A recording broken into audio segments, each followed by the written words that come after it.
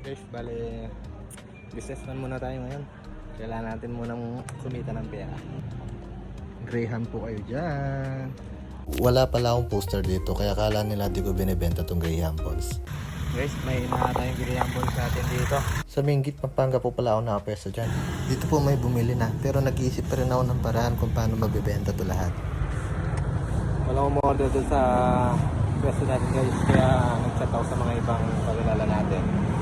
Para sila na lang ako bumili. Kaya guys, punta ko muna sila. Dito naubos na lahat ng mga Graham Balls ko. Hindi ko na sila binidyoan, baka umaba pa tong vlog ko. Dito pa uwi na ako. Tsaka huwag kayong mahiya kung saan kayo kumikita ng pera. Basta marangal, goods na yun mga sir.